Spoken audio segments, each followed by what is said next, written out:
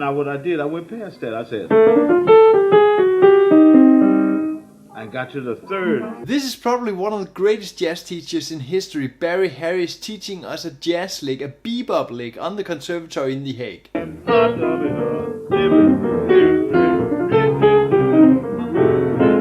He was singing and teaching us the tones we needed to play, but what was really important is that the tones we are playing needs to be in a certain rhythm, and that's 8-note rhythms. And exactly this, the feel of 8 notes, is what he's teaching us here. Barry Harris had a huge influence on my playing and how I was playing and interpreting 8 notes. And a thing when I'm watching this back that comes to mind is, see what they did? They got past the two of them. He's saying they. Who are they? They play this. He means Charlie Parker, he means Dizzy Gillespie, he means Thelonious Monk. They played this kind of music, the beboppers of that time, the 50s and the 60s. Barry Harris would explain licks to us like this. Tell us how we could construct lines, how we could put them together, how we could name them, what the things were called. But the important thing was really the feel and the flow of the lines, the 8-note lines. Because 8-note lines are the language of jazz. The 4 steps in this method are very basic, but they are incredibly important and they will teach you 8 notes. The first step, find a lick you love and you want to play tons of times. Listen to it a lot, like hundreds and hundreds of times.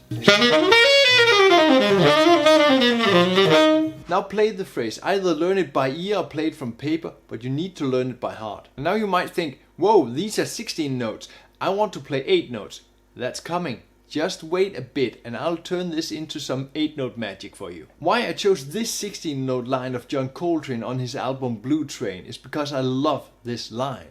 And that means I'm inspired to play it lots of times. I just need to mention one thing here. In this lesson there's a huge benefit of having the PDF next to you, because I'm going through these lines and all the details here, and in the PDF you'll see everything written out and you can have it next to you while you're watching this video. You are right there along with me, playing along with me and digging into the examples right away. The PDF download link is right below in the description. So when you learn this 16-note lick of John Coltrane, or your own lick by that matter, take it slow. Just take it in your own tempo. Don't play it as fast as the artist. He practiced for hundreds and hundreds of years to learn this. This applies for both listening and playing the lick. So very often the licks we want to learn are very fast and complicated. Just take it bit by bit and slow. So to really deep learn the materials we're working with in music, I name them because this makes it easier to get your hands on. You can easily describe the phrases you are playing and you can easily understanding and put it in this little box that says G minors. And eventually you are able to move it around in other places in the music. So since we do have this amazing lick, let's start with listening and playing it. In this step I'm listening, I'm really focusing on articulation and phrasing, how the line moves, how the line flows. And the articulation and phrasing is very important because you need to execute that when you are playing it, and the more it's in your head and your ears, the more easy it is to execute it. And I really want to learn the real sound of the player. So Barry Harris would constantly sing these lines for us, and he was always having this way of so kind of humming it, but not really singing in those, but kind of. You need to sing the lines you're playing because your voice is the closest instrument and you have it always with you. Let's sing the line. So when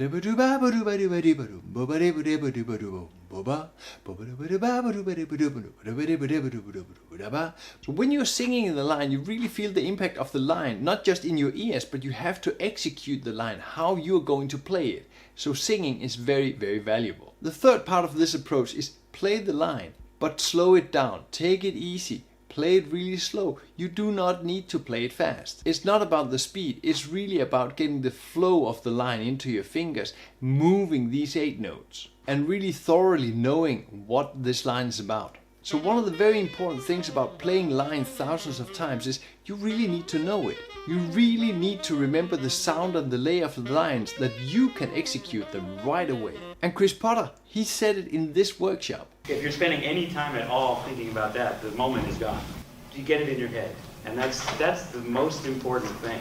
You need to fully automate the lines and the phrases, because if you don't, you're too late. And in this process I changed my thinking from 16 notes to 8 notes, because the overview of the 8 notes are much more clear to me. And of course we want to learn 8 note lines. Now we come to this step, analyze. We need to put words on what we are playing. We need to know what we are playing. And when I know what I'm playing, I can insert it into my own playing and use it. These words, it's all what it's about. That was easy. But now you know what it is. Let's see how to use it. And that's really important, because if you don't know how to use it, what's the point? The first bar is a B flat minor 11 chord, and this is the backdoor dominant in the F key. Let me just explain this very shortly. When we have all the chords in the scale of F, we have on the 4th degree the B flat major. So what Coltrane is doing is playing a B flat minor 7 chord. And this gives us these beautiful alterations, the D flat, the E flat and the A flat. So the Coltrane line starts with some beautiful alterations leading directly into F. So one of the tricks I really like when I'm working with 8 note lines is stealing something and immediately putting it into my own playing. I want that sound, that 8 note flow in my playing. So I start with composing a relatively short line.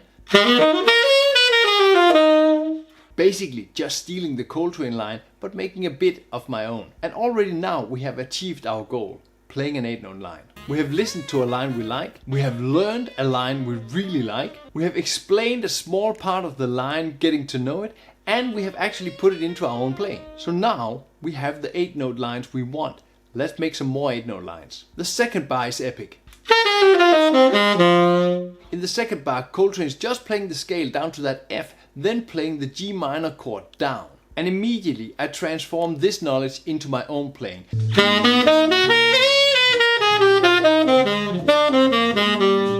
I play that B flat minor up, and then I use the Coltrane line. And the only thing I actually do is add a new end to it. But now we can start a very interesting journey, because I start playing around with these building blocks. I start making them my own by moving these blocks around different places in the lick.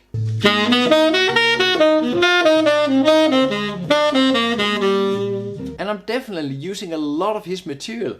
But still, I sound like me, not like Coltrane. I'm making the material my own. Maybe now you notice that I'm using the B flat minor 7 chord differently than in the beginning. I basically changed it into, hey, I like this, so I play this. I know we need to be creative, but you need to play the lick lots of times, the original lick, to internalize it. Then add your creative mind to it. Change the material into something that's similar in sound, and then you are starting to make it your own. Practice your own phrases as well as you're practicing Coltrane phrases, the original phrase, or whatever artist you like.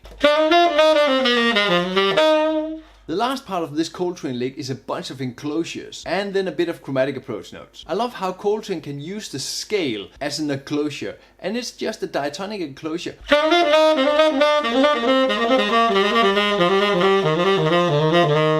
Moving from below the target note, up above the target note, below the target note and onto the target note.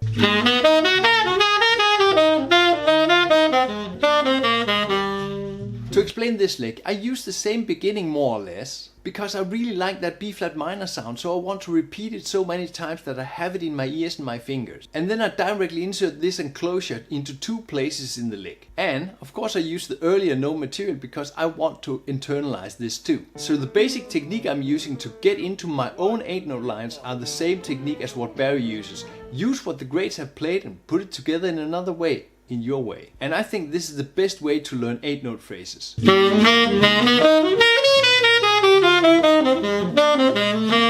If you want to deep dive into this material and get much more out of it, you should check out the lesson manual on Patreon. There's so much understanding and so much knowledge in there. There's lots of exercises and lots of licks that can help you further in this process of playing 8 note lines. I strongly advise you to go to Patreon and download the PDF, grab it and see this video while you have the PDF with you, because in this way you get the full value. The link to Patreon and the PDF is just below in the description. I believe that the next video is something you'll totally dig. The exercises of 3 superstars in jazz music. I've taken their approach, turned it into exercise that you can use immediately in your practice and in your playing.